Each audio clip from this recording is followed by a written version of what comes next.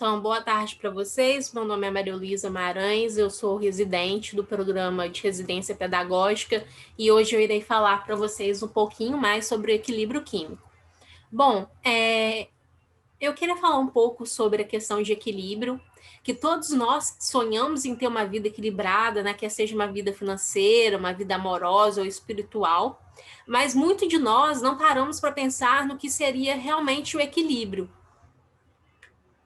Então, segundo o dicionário, o equilíbrio constitui-se da posição estável de um corpo sem oscilações ou desvios.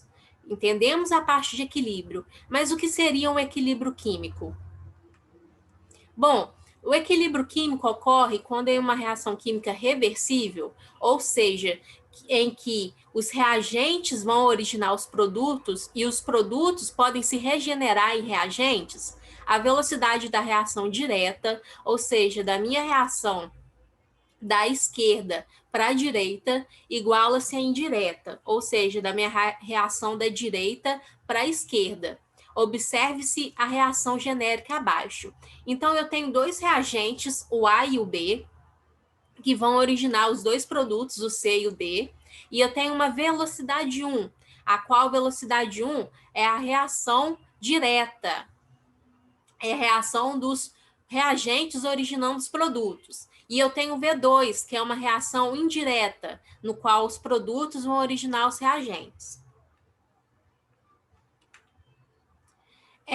No início da reação, a velocidade 1 é máxima, ou seja, os reagentes estão sofrendo reações químicas para formar os produtos, ao passo que a velocidade 2 é nula, obviamente, porque ainda no início da reação não houve a formação de nenhum produto.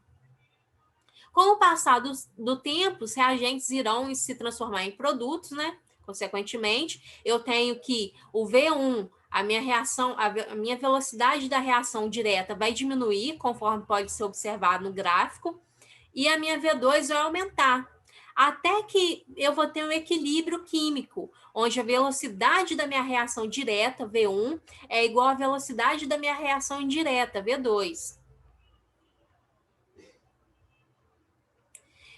Embora a nível macroscópio, se eu pegar e olhar visualmente a reação, parece que ela se processou e acabou, parece que não tem nada reagindo. Se nós pararmos para pensar, se nós pararmos para analisar a nível microscópico, que é onde as reações químicas acontecem, o produto continua sendo formado à medida que o reagente se regenera. Por isso dizemos que o equilíbrio é dinâmico.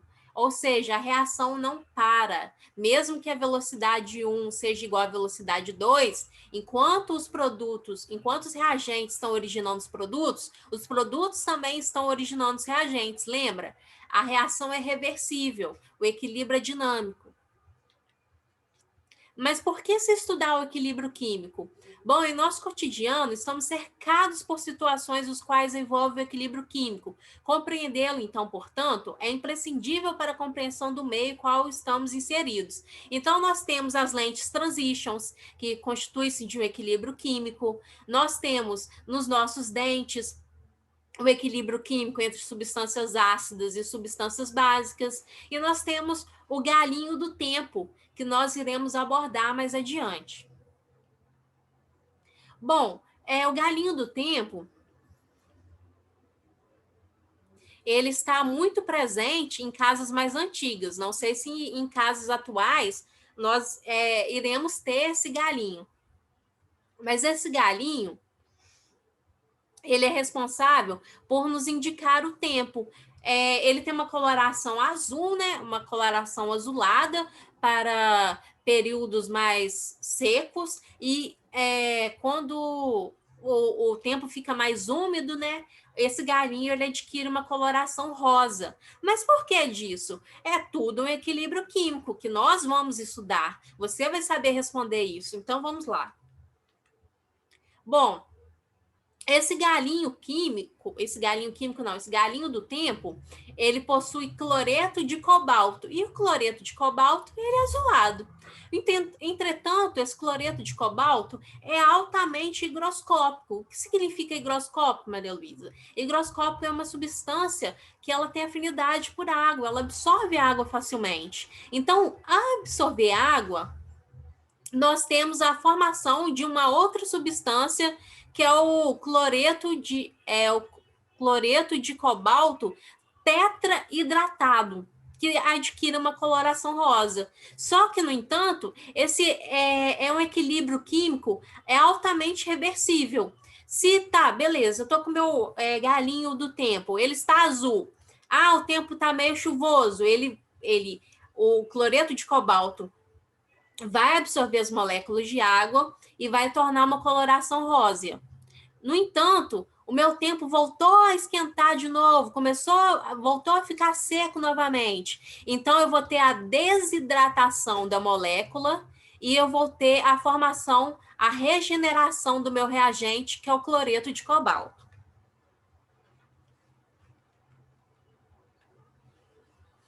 O deslocamento do equilíbrio ou perturbação do equilíbrio é toda vez que eu tenho algo, ou temperatura, ou pressão, que vai fazer com que o meu equilíbrio seja deslocado. Vamos ver um pouquinho mais? Bom, temos a temperatura, né? O aumento da temperatura em um sistema favorece uma reação endotérmica. Vocês podem reparar aqui na figura que endotérmica é todo tipo de reação que absorve calor, deslocando o equilíbrio para a direita de forma a favorecer os produtos, aumentando assim o rendimento da reação. Toda reação endotérmica é como se eu tivesse os reagentes mais calor, gerando os produtos. Então, se eu estou adicionando mais calor a esse sistema, obviamente que a perturbação nesse sistema ela tem que ser a mínima possível. Então, o meu equilíbrio vai se deslocar no sentido da mudança, né, da perturbação ser a mínima. Então, se eu tenho reagentes mais calor e eu adiciono mais calor ainda, o meu equilíbrio vai se deslocar, então, para a direita, no sentido da formação de produtos, no sentido da compensação desse calor, né? No sentido do consumo desse calor, o que vai favorecer o rendimento da reação. Porque o rendimento da reação é a transformação dos reagentes em produtos. Quanto maior a transformação de reagentes em produtos, maior temos o rendimento da reação. Já o aumento da temperatura em uma reação exotérmica, que é uma reação que libera calor, desloca equilíbrio no sentido dos reagentes para a esquerda, diminuindo seu rendimento. Então, vamos lá. É como se nós tivéssemos reagentes gerando produtos mais calor. Se eu aumento a temperatura, lembra que o equilíbrio vai se deslocar no sentido do consumo desse calor? Então, se eu estou aumentando a temperatura, o equilíbrio vai se deslocar agora para a esquerda, porque eu tenho produtos mais calor. Então, na esquerda, eu só tenho os reagentes.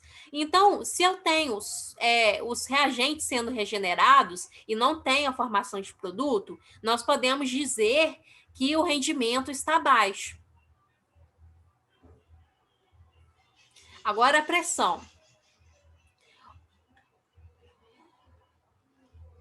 O aumento da pressão em um sistema químico vai deslocar o equilíbrio no sentido do menor número de mols, menor volume. Agora, entretanto, a diminuição da pressão vai deslocar o equilíbrio no sentido de maior volume, no sentido de maior número de mols.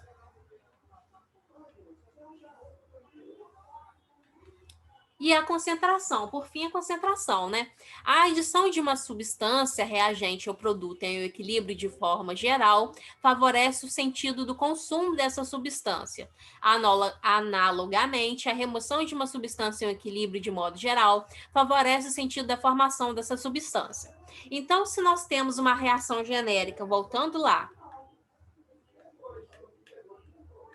A mais B gerando C mais D, e eu adiciono um outro reagente, digamos que A1,